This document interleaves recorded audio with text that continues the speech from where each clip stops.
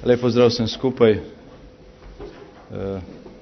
Ravno kar sem imel čast in veselje, da sprejmem delegacijo Gasilske zveze Slovenije. Danes je na nek način poseben dan, ker ima Gasilska zveza, ker imajo slovenski gasilke in gasilci svoj 15. kongres. Gre za organizacijo, ki v Sloveniji predstavlja precej več, kot pa bi lahko sklepali samo na podlagi imena. Gre pravzaprav za organizacijo, ki več kot stoletja predstavlja poleg tega, da je humanitarna organizacija, da pomaga ljudem v stiski, da rešuje življenja, tudi središče različnih drugih dejavnosti, od izobraževalne, prosvetne do kulturne, desetletja. In več je ta organizacija tudi steber slovenstva, slovenskega nacionalnega ponosa, če hočete, odkar je Slovenija v Evropski uniji. Velikokrat slišim te primerjave strani sosednjih, srednjeevropskih pa tudi drugih evropskih držav, v tem smislu, da je slovensko gasilstvo najboljši del evropskega gasilstva, ne samo zaradi tradicije, ampak tudi zaradi kvalitete, številčnosti, dobre organiziranosti in seveda uspehov, ki jih dosega. In ko gre za uspehe in za vlogo slovenskega gasilstva, ni možno govoriti o tem, da gre zgolj za nek vtis, ker je pač ta dober ali pa visok ugled v slovenski in evropski javnosti potrebno vsak dan potrjevati. Vsak dan praktično se zgodi nek nov izziv, kjer gasilci rešuje življenje, kjer so prvi, ki priskočijo na pomoč. Teh primerov je veliko, veliko je tudi primerov, ki so splošno znani.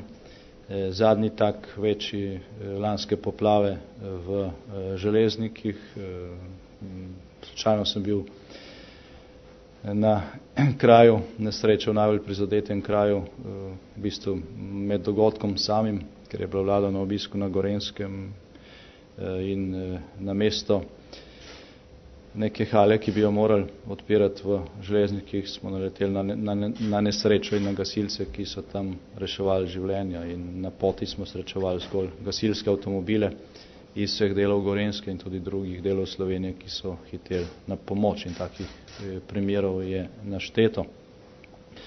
Na današnjem pogovoru smo obravnavali tudi nekatera vprašanja, ki so deloma še odprta. To so predvsem vprašanja vezana na status gasilcev, vprašanja vezana na zdravniške preglede oziroma zdravstveno varstvo, deloma na financiranje in organiziranost.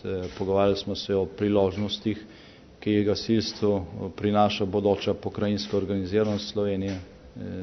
Slovensko gasilstvo je že zdaj razdeljeno na 17 pokrajinskih oziroma regijskih organizacij.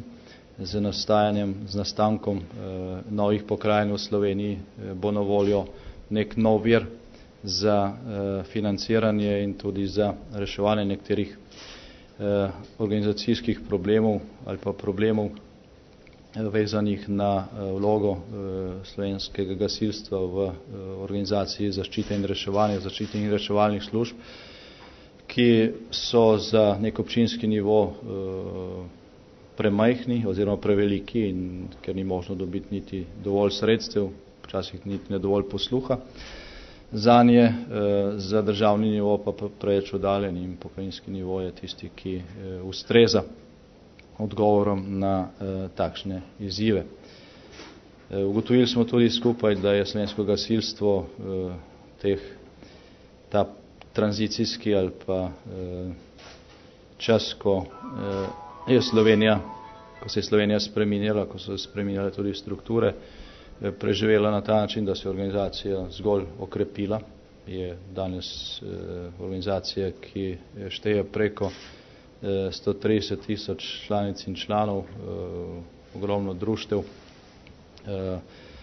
na tisoče različnih dejavnosti in aktivnosti, in tega smo vsi zelo veseli. Zdaj izkoriščam to priložnost, da se tudi gospodu predsedniku Gasilske zveze, gospodu Eriju, ki je 19 let vodil to organizacijo v tem, lahko bi rekli, najbolj zahtevnem času prehoda in prispeval k tem številnim rezultatom in tudi ugledu te organizacije v imenu slovenske vlade zahvalim za vložen trud.